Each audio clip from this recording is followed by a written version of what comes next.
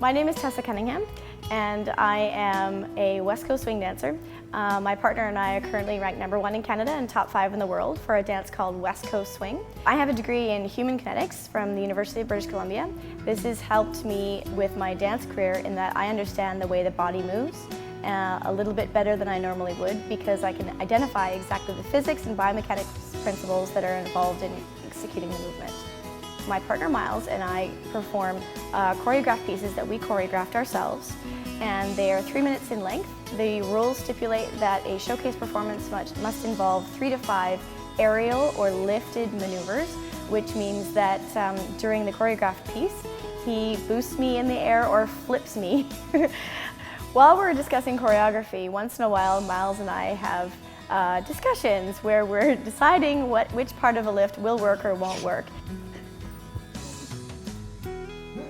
And when it comes right down to it, science is the underlying principle that makes us decide one way or the other, because you can't argue with science. I can use my human kinetics degree by pointing out which muscles to activate, by being aware of the different leverage positions, and if he shifts his body this way, how that affects mine and how it affects our total balance.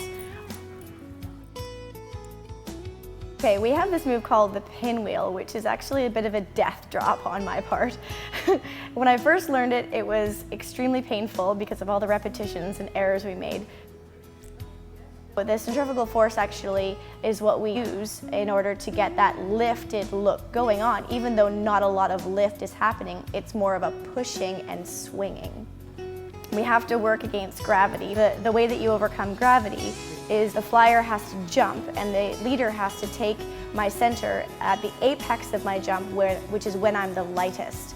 And if I jump appropriately and he times his push appropriately, then from the apex of my jump, I am so light that he can actually just boost my jump rather than having to lift me from my normal weight on the ground.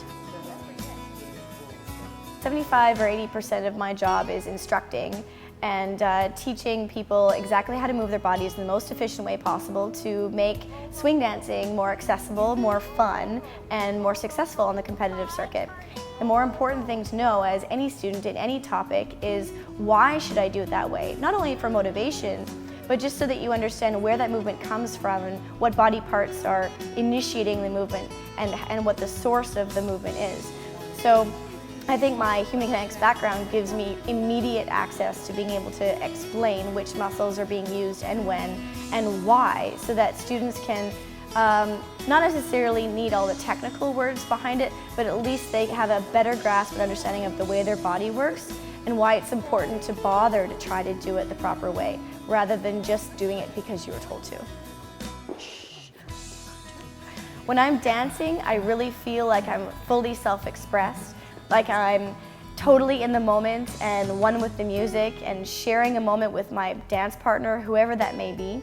I'm very happy dancing with people of all ages, all levels, from wherever in the world, and I really love the challenge of being able to follow anyone, anywhere, anytime.